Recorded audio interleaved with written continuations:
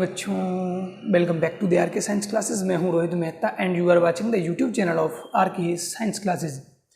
आज का वीडियो कुछ अलग स्टाइल से शुरू हुआ है, जैसा कि आपने देखा होगा। और आज की वीडियो में मैं एक और चीज़ कहना चाहता हूं कि आज के जो वीडियो है उसके नोट्स तुम्हें नहीं लिखने हैं। आज की वीडियो के जो नोट्स हैं वो तुम्हें नहीं लिखने हैं। आज की वीडियो के नोट्स मैं तुम्हें खुद भेजूँगा। तो जिसको भी नोट्स चाहिए वो बच्चे मुझे मैसेज करेंगे पर्सनली, और बच्चों के पास मेरे ऑलरेडी मोबाइल नंबर हैं, व्हाट्सअप नंबर हैं। और जो बच्चे टेस्ट दे रहे हैं या फिर जो नहीं दे रहे हैं उनसे पहले मैं कहना चाहूँगा कि बच्चे टेस्ट ज़रूर दें। जो भी लेक्चर यहाँ चल रहा है, वीडियो में जो भी मैं पढ़ा रहा हूँ, उसी का क्या होता है, शाम को रात को 8 बजे अभी डेली टेस्ट चल रहा है ऑनलाइन। तो उस टेस्ट में अधिक से अधिक बच्चे प्रेजेंट हों, मैं ये चाहता हूँ, क्योंकि सभी बच्चों तक ये वीडियो पहुँचे। पहली बात तो ये है, और दूसरी बात, जब बच्चे टेस्ट दें तो उनको खुद को पता चले कि हम कितनी पढ़ाई कर रहे हैं, कहाँ हमें मेहनत की ज़रूरत है। तो हम स्टार्ट करते हैं आज का वीडियो। आज की वीडियो में हम पढ़ने वाले हैं एक जीन की वंशागति या एक संकर संकरण प्रयोग। एक संकर संकरण, मोनो हाइब्रिड क्रॉस। एक संकर संकरण जिसे मोनो हाइब्रिड क्रॉस कहते हैं, मोनो हाइब्रिड क्रॉस। देखिए, सबसे पहले मेंडल के सामने समस्या ये थी कि मटर के पौधे में 7 लक्षण जो दिखाई देते हैं, 7 लक्षणों में से मेंडल को प्रॉब्लम ये हुई कि सबसे पहले किस लक्षण की वंशागति का अध्ययन किया जाए। सबसे पहले किस लक्षण की वंशागति का अध्ययन किया जाए। या 7 जो लक्षण मेंडल को सामने मटर के पौधे में दिखाई दे रहे थे, उनमें से सबसे पहले किस लक्षण को चुना जाए। क्योंकि हमारे सामने भी ये प्रॉब्लम हो सकती है कि हम जब अध्ययन करने बैठे तो हम सोच सकते हैं कि किस अध्ययन को या किस लक्षण की वंशागति का अध्ययन मैं सबसे पहले करूं। तो मेंडल ने क्या किया, सबसे पहले एक लक्षण को देखा। जैसे मटर में 7 लक्षण स्पष्ट दिखाई दे रहे थे, उनका पौधा लंबा भी दिखाई दे रहा था, उनको पौधा बौना भी दिखाई दे रहा था, फूल बैंगनी भी थे, सफेद भी थे, फली फूली हुई भी थी, पिचकी हुई भी थी, बीज हरे भी थे, बीज पीले भी थे। तो मेंडल के सामने समस्या हो गई कि किसको सबसे पहले देखूं। तो मेंडल ने क्या किया कि मैं किसी भी लक्षण को देखूंगा, लेकिन एक ही लक्षण को देखूंगा। जैसे अगर पादप की लंबाई की बात करें तो लंबाई देखी, या फिर बौनापन देखा, दूसरा कोई लक्षण उस टाइम नहीं देखा। मतलब एक लक्षण का ही ये अध्ययन कर रहे हैं। तो ऐसा संकरण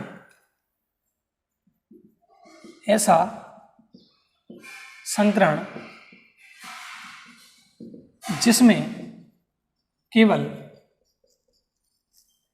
एक लक्षण की वंशागति का अध्ययन किया जाता है। यह परिभाषा नोट कर सकते हो तुम।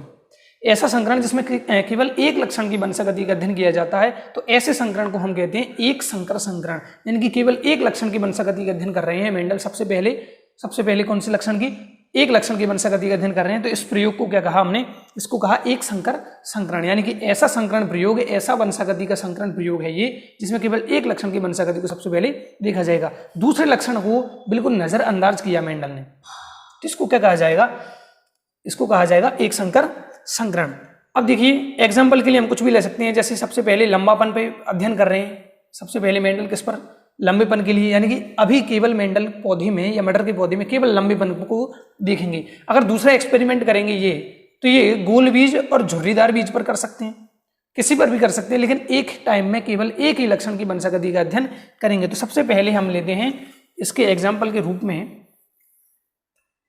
कैपिटल टी और स्मॉल टी प्रयोग। लंबेपन पर प्रयोग कर रहे हैं, किस पर, लंबापन या पौधे की लंबाई के आधार पर हम सबसे पहले एक संकर संकरण प्रयोग को कराया। तो मेंडल ने क्या किया, दो पौधे लिए। एक तो दोनों पौधे देखो मैंने लिख दिए तुम्हारे सामने। पहला कौन सा है हमें पता है, अभी तक हम इतना जान चुके हैं कि ये कैसा पौधा होने वाला है, ये प्रभावी लक्षण वाला हो सकता है। यानी कि प्रभावी पौधा होगा, या प्रभावी पौधे की जगह में इसको प्रभावी जनक लिख दूं तो ज्यादा बेहतर होगा। इसको क्या कहा, प्रभावी जनक। क्यों कहा, क्योंकि इसके लक्षण कहाँ नजर आएंगे, F1 पीढ़ी में, और इसको कहते हैं अप्रभावी जनक। इसको क्या कहते हैं, अप्रभावी जनक। क्यों कहते हैं, क्योंकि इसका लक्षण F1 पीढ़ी में प्रकट नहीं होता है। तो मेंडल ने क्या किया, लंबाई पर अध्ययन करने के लिए 2 प्रकार के पौधे लिए, या 2 अलग अलग पौधे लिए। एक शुद्ध रूप से शुद्ध लंबा था, इसको क्या कह सकते हैं, इसको शुद्ध लंबा पौधा कह सकते हैं। या कहेंगे कह सकते हैं, इसको शुद्ध लंबा पौधा कहेंगे और इसको शुद्ध बौना पौधा कहेंगे, शुद्ध बौना। तो मेंडल ने शुद्ध लंबा पौधा लिया और मेंडल ने शुद्ध बौना पौधा लिया और दोनों के बीच क्या करवाया, क्रॉस करवाया, यानी कि दोनों के बीच संकरण करवाया। संकरण इसके द्वारा कौन से युग्मक बनते हैं, जो सभी युग्मक बनेंगे वो कैपिटल टी वाले होंगे और इसके द्वारा, इस पौधे द्वारा जो भी युग्मक बनेंगे वो सब स्मॉल टी वाले होंगे, यानी कि इसको हम कहेंगे पी पीढ़ी, पेरेंटल पीढ़ी, और इनको क्या कहेंगे हम, युग्मक। यहाँ लिखना जरूरी होता है क्योंकि इसको क्या कहते हैं हम, पी पीढ़ी, पेरेंटल पीढ़ी कहते हैं, और इनको क्या कहते हैं, इनको हम गैमिट्स, युग्मक कहते हैं। इनको क्या कहते हैं, युग्मक कहते हैं। अब जब दोनों के बीच या क्रॉस यहाँ पर भी लगाया जा सकता है, क्रॉस का चिन्ह यहाँ पर भी लगाया जा सकता है। अब दोनों के बीच में जब निषेचन की क्रिया क्रॉस हुआ तो जो पीढ़ी बनेगी उसमें ये पौधे प्राप्त होते हैं। अब ये कैसे पौधे हैं वो देखिए। सबसे पहले एक टी आया, कैपिटल टी, और दूसरा कौन आया, स्मॉल टी। अब देखिए इसका हम जीनोटाइप भी बता सकते हैं, इसका हम फिनोटाइप भी बता सकते हैं, लेकिन हमें क्या देखना है, सबसे पहले पहला अक्षर। पहला अक्षर क्या कहता है, कैपिटल टी, यानी कि ये पौधे कैसे हैं, लंबे पौधे। कैसे पौधे हैं, लंबे पौधे। जितने भी पौधे प्राप्त होंगे, लंबे पौधे, शुद्ध लंबे पौधे और शुद्ध बौने पौधे के बीच संकरण कराने पर जो भी पौधे होंगे वो कैसे होंगे, लंबे पौधे होंगे। लंबे पौधे और बौने पौधे में जब संकरण करवाएंगे तो पौधे कैसे प्राप्त होंगे, लंबे पौधे। लंबे पौधे क्यों, क्योंकि प्रभावी जनक से लंबाई का लक्षण आता है। कौन सा अप्रभावी जनक था, अप्रभावी जनक वो होगा जिसका लक्षण F1 पीढ़ी में प्रकट नहीं होता। तो इस पीढ़ी को हम नाम देंगे F1 पीढ़ी, फर्स्ट फिलियल जेनरेशन। इसको क्या नाम दिया, F1 पीढ़ी। यहां तक की बात क्लियर होनी चाहिए दोस्तों। शुद्ध लंबे और शुद्ध बौने पौधे में जब संकरण करवाएंगे तो हमें पहली जो पीढ़ी प्राप्त होगी वो लंबे पौधों वाली प्राप्त होगी। अब इसके बाद हमने लिखा था मेंडल के संकरण तकनीक में कि इसके बाद क्या करवाते थे, मेंडल F1 पीढ़ी से F2 पीढ़ी प्राप्त करने के लिए इनमें स्वपरागण होने देती थी। तो अब जैसे ही आगे चलेंगे तो क्या लिखेंगे हम यहाँ पर, स्वपरागण, सेल्फ पॉलिनेशन। यहाँ पर क्या करवाती थी, स्वपरागण। ये स्वपरागण नहीं हो सकता, ये हमेशा क्या होगा, परपरागण होगा। तो एक बार इसका स्क्रीनशॉट ले लें। चलिए अब आगे चलते हैं, इसको हटा देता हूं मैं।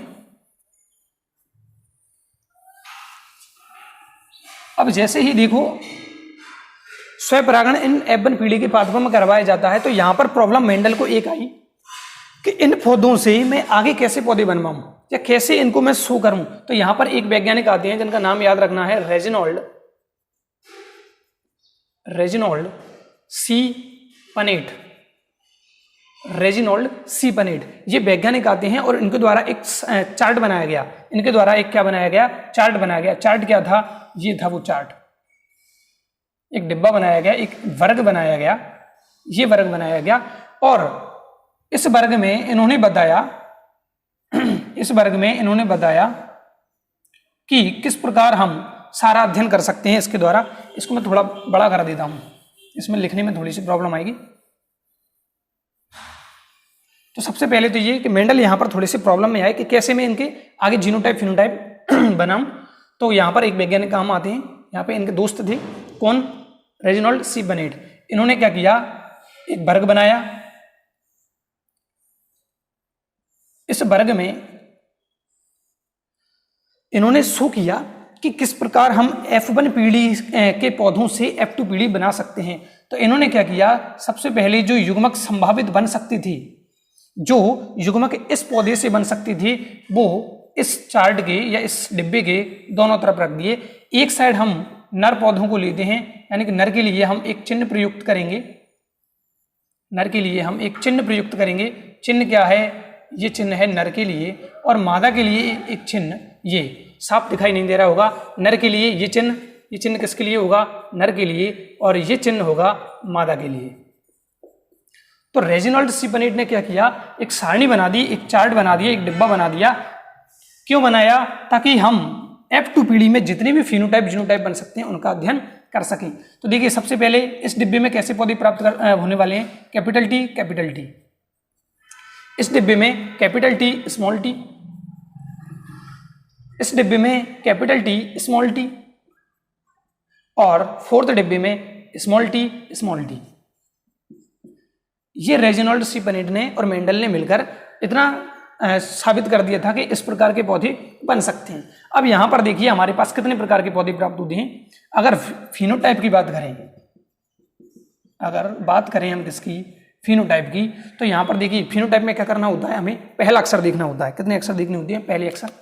सबसे पहले देखिए कैपिटल टी, इधर भी कैपिटल टी, इधर कैपिटल टी, लेकिन इधर स्मॉल टी, इधर क्या है स्मॉल टी। मतलब सबसे पहले फिनोटाइप में हमें 3 पौधे सेम प्राप्त हुए। फिनोटाइप की बात कर रहा हूँ, अभी जीनोटाइप नहीं देखना। फिनोटाइप में पहला अक्षर देखना है और तीनों में इनमें पहला अक्षर क्या है, कैपिटल टी है। तो यानी कि ये 3 के अनुपात में है, 3:1। 3 कैपिटल टी है, 1 क्या है स्मॉल टी है। 3 क्या है कैपिटल टी और 1 क्या है स्मॉल टी। यानी कि फिनोटाइप क्या आएगा, 3:1। किसके लिए है, F2 पीढ़ी के लिए, क्योंकि ये पीढ़ी कौन सी प्राप्त हो रही है, F2 पीढ़ी। मतलब ये वाला जो चित्र है वो कहाँ बनेगा, ये वाली सारणी नीचे बनाई जाएगी। तो F2 पीढ़ी में हमें फिनोटाइप अनुपात प्राप्त होता है 3:1। कैसे पौधे हैं ये, 3 तो हमें लंबे पौधे प्राप्त होते हैं और 1 होता है बौना पौधा प्राप्त। 3 तो लंबे पौधे हैं और 1 कैसा है, बौना। अब हम बात करें अगर जीनोटाइप की, अब हम बात करें किसकी, जीनोटाइप की। तो जीनोटाइप में क्या होता है, हमें कितने अक्षर देखने होते हैं, 2। पहला अक्षर देखा हमने तो हमें क्या पता पड़ता है, फिनोटाइप। और दोनों अक्षरों को देखा जाए तो हमें पता चलता है जीनोटाइप। दोनों अक्षर सेम हैं, कैपिटल टी कैपिटल टी। और दूसरे में है क्या, ऐसा नहीं है। तो सबसे पहले तो बनेगा अपना कैपिटल टी कैपिटल टी। दूसरे में देखिए capital T small T, capital T small T, तो कैपिटल टी स्मॉल टी। और तीसरा क्या है हमारा, दोनों में स्मॉल टी। यानी कि 3 प्रकार के पौधे प्राप्त होंगे F2 पीढ़ी में जीनोटाइप के हिसाब से। F2 पीढ़ी में अगर फिनोटाइप देखा जाए तो 3:1, और अगर जीनोटाइप देखा जाता है तो ये आता है 1:2:1, यानी कि 1:2:1। ये होता है हमारा एक संकर संकरण प्रयोग। क्या बात की अभी हमने, मेंडल ने शुद्ध लंबे, भाई देखो नोट्स बनाने नहीं है, इस नोट्स के मैं आपको PDF भेजूंगा, नो टेंशन रहे। बच्चों के पास मेरा मोबाइल नंबर है, वो मैसेज करेंगे, मैं उन सब के लिए भेज दूंगा मैं, है ना। इसके नोट्स बनाने नहीं है, इसको केवल यहाँ से आज समझना है। और बच्चे टेस्ट देने आते रहे, डेली रात को 8 बजे लाइव टेस्ट चल रहा है। तो मेंडल ने क्या किया, शुद्ध लंबा और शुद्ध बौना पौधा लिया, दोनों के बीच क्रॉस करवाया। क्रॉस करवाने के बाद F1 पीढ़ी में जो बीज प्राप्त हुए उनको उगाकर देखा तो सभी पौधे लंबे थे। जीनोटाइप, यहाँ पर जीनोटाइप की बात नहीं करें, यहाँ पर फिनोटाइप देखना है, कोई दिक्कत ही नहीं है, क्योंकि जीनोटाइप क्या आएगा, एसोद लग जाएगा, एसोद लंबे पौधे होंगे, कोई दिक्कत नहीं है। लेकिन यहाँ पर कैसे पौधे थे, ये लंबे, क्योंकि पहला अक्षर हमने देखा। फिर हमने देखा था मेंडल संकरण तकनीक में F2 पीढ़ी प्राप्त करने के लिए F1 पीढ़ी के पादपों में क्या कराती थी, स्वपरागण।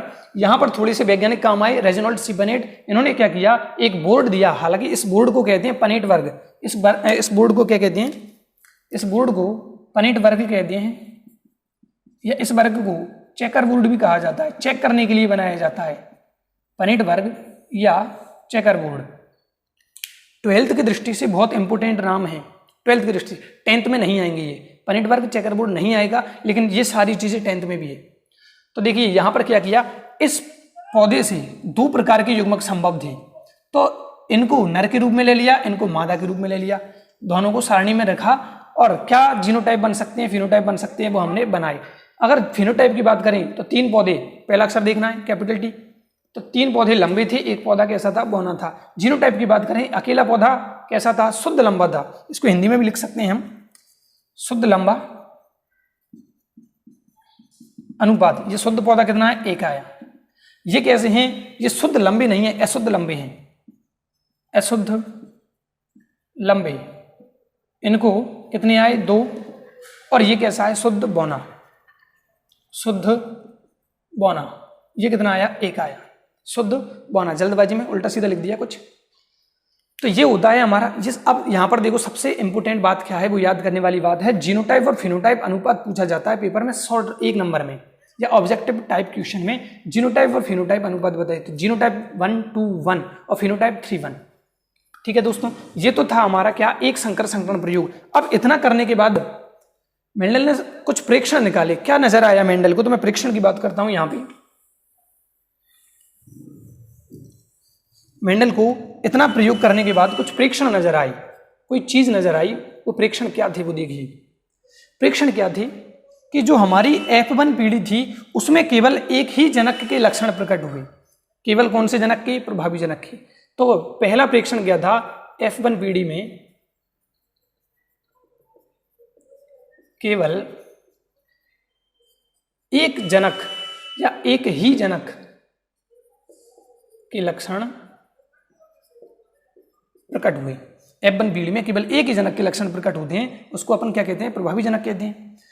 तो ये पहला प्रेक्षण था। दूसरा प्रेक्षण क्या था, दूसरे प्रेक्षण की बात करते हैं कि जो F2 पीढ़ी होती है, F2 पीढ़ी होती है, उसमें देखिए शुद्ध लंबा यानी कि पहले जनक के भी लक्षण आए, अशुद्ध लंबे यानी कि लंबा तो है तो मतलब पहले क्या आए, दोनों में पहले क्या गए, और तीसरा क्या है, शुद्ध बोना, और शुद्ध बोना तो कहाँ था, यहाँ पर। मतलब F2 पीढ़ी में दोनों जनकों के लक्षण प्रकट होते हैं। F2 पीढ़ी में दोनों जनकों के लक्षण प्रकट होते हैं। तो क्या नजर आया मेंडल को कि जो हमारी F1 पीढ़ी होगी उसमें केवल एक जो जनक है उसके लक्षण प्रकट होंगे, और F2 पीढ़ी जो हमारे पास प्राप्त होगी ये वाली, उसमें दोनों जनकों के लक्षण प्रकट होते हैं। तो ये मेंडल को प्रेक्षण आए। अब इन प्रेक्षणों को देखने के बाद मेंडल ने कुछ निष्कर्ष निकाले, तो उन निष्कर्षों की भी बात करते हैं हम।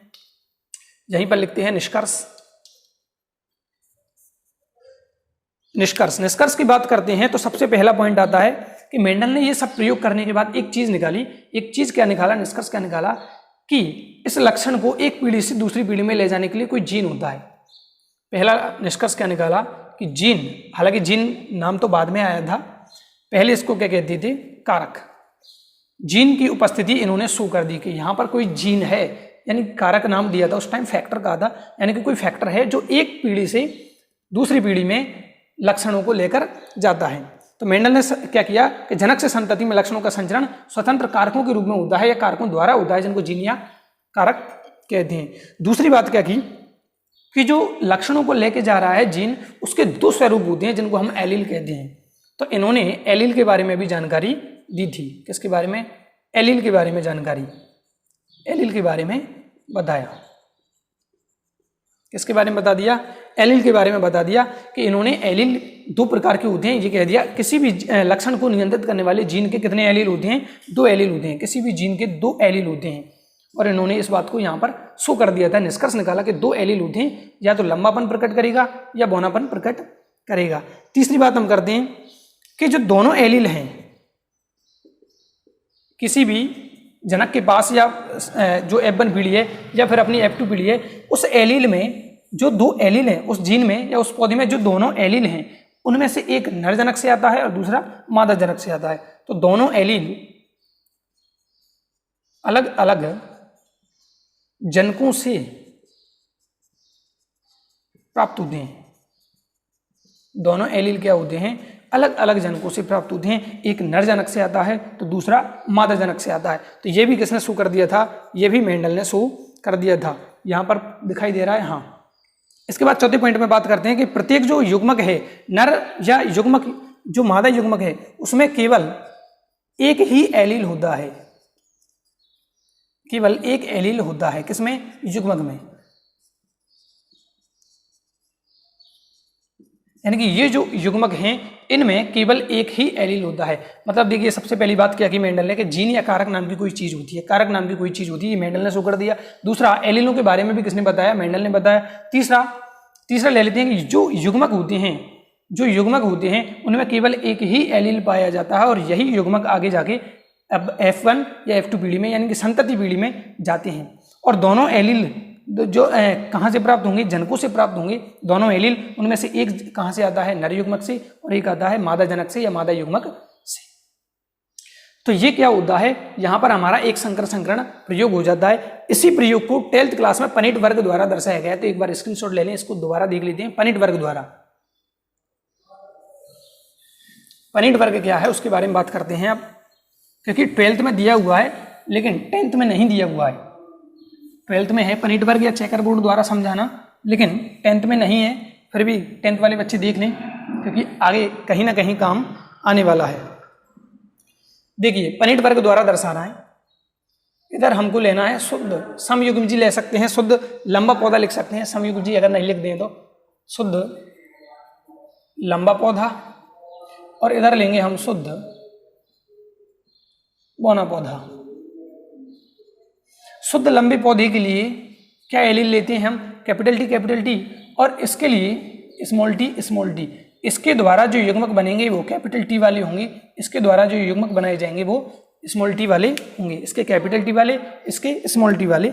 इनको हम जनक पीढ़ी कहते हैं या पी पीढ़ी कह सकते हैं, इनको हम युग्मक कहते हैं। इनको क्या कहते हैं? युग्मक कहते हैं। और जब दोनों के बीच में क्रॉस करवाया जाता है, जब दोनों के बीच में क्रॉस करवाया जाता है तो देखिए क्या होता है, यहां पर हमें कौन सी पीढ़ी प्राप्त होगी? दोनों के युग्मकों को यहां मिलाकर लिखा जाता है पनिट वर्ग में, स्पेशली किसमें? पनिट वर्ग की हम बात कर रहे हैं।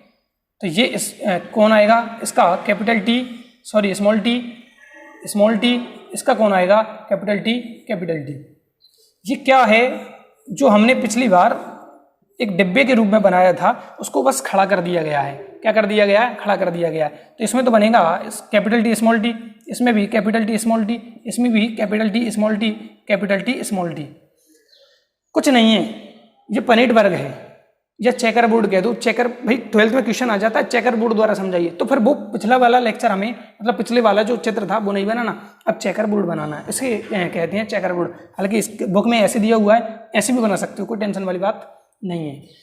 ये हमारे पास प्राप्त होती है कौन सी पीढ़ी? F1 पीढ़ी, जिसमें कैसे पौधे प्राप्त होंगे? सभी लंबे पौधे, या यहीं लिख देते हैं लंबे पौधे। कौन सी पीढ़ी है ये? F1 पीढ़ी है। इसमें क्या करवाया जाएगा? इसमें स्व परागण, सेल्फ पॉलिनेशन करवाया जाएगा। तो क्या होता है, इनके फिर से युग्मक लिए जाएंगे, फिर से कोई टेढ़ा डिब्बा बनाना पड़ेगा चेकर बोर्ड के लिए। युग्मक कैपिटल टी स्मॉल टी, इधर कैपिटल टी, इधर स्मॉल टी। कहाँ से लिए युग्मक? F1 पीढ़ी से। Capital T small T, sorry capital T, capital T, capital T small T, यहाँ पर कैपिटल टी स्मॉल टी, और यहाँ पर क्या आएगा? Small T small T. यहाँ पर दिखाई नहीं दे रहा, थोड़ा ऊपर लिख देते हैं, स्मॉल टी स्मॉल टी। थोड़ा सा नीचे कर देते हैं इसको। तो ये वही प्रयोग है सब कुछ। और यहाँ पर भी जीनोटाइप फिनोटाइप क्या आएगा? तो यहाँ पर बात करते हैं हम किसकी? सबसे पहले फिनोटाइप की। तो फिनोटाइप कितना आएगा हमारे पास? 3:1। और जीनोटाइप कितना आएगा? 1:2:1। यह आएगा फिनोटाइप। 3:1:1:1 क्या आएगा? जीनोटाइप।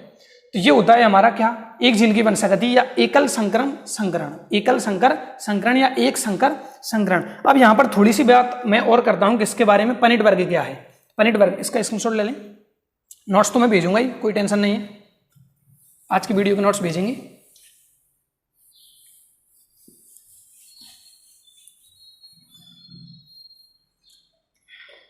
चलिए अब हम बात कर लेते हैं किसकी, कि पनिट वर्ग क्या है।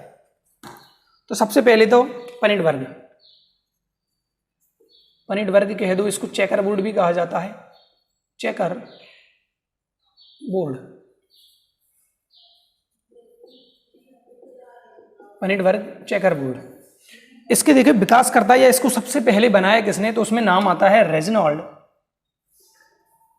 रेजिनॉल्ड सी पनेट। सबसे पहले किसने बताया इसके बारे में? रेजिनॉल्ड सी पनेट। और इसकी डेफिनेशन की बात करते हैं तो क्या है कि किसी आनुवंशिक संकरण में क्या पता है भाई, क्या पता लगाने के काम आता है? जीनोटाइप पता लगाने के काम आता है। तो किसी आनुवंशिक संकरण में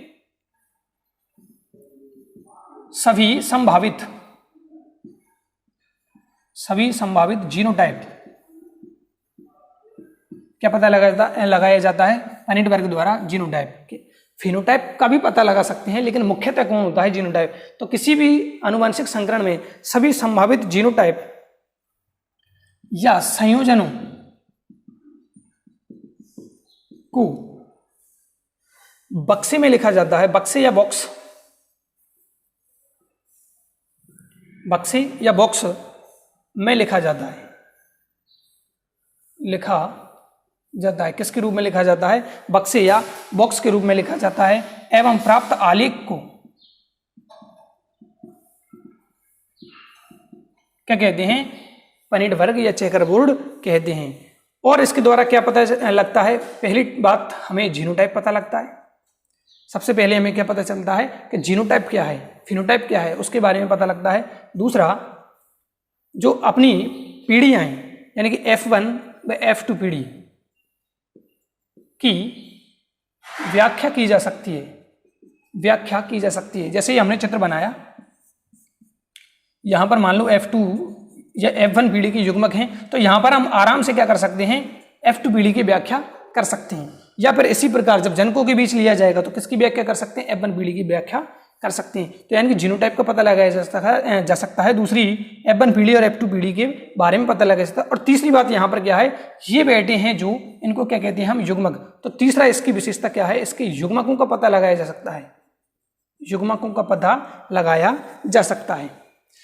तो देखिए एक और परिभाषा मैं बोल देता हूं कि किसी भी आनुवंशिक संकरण में सभी जीनोटाइपों की व्याख्या करने के लिए बनाया गया वर्ग, किसी भी आनुवंशिक संकरण में सभी संभावित जीनोटाइपों की व्याख्या करने के लिए या पता लगाने के लिए जो वर्ग बनाया जाता है उसे पनेट वर्ग या चेकर बोर्ड कहा जाता है।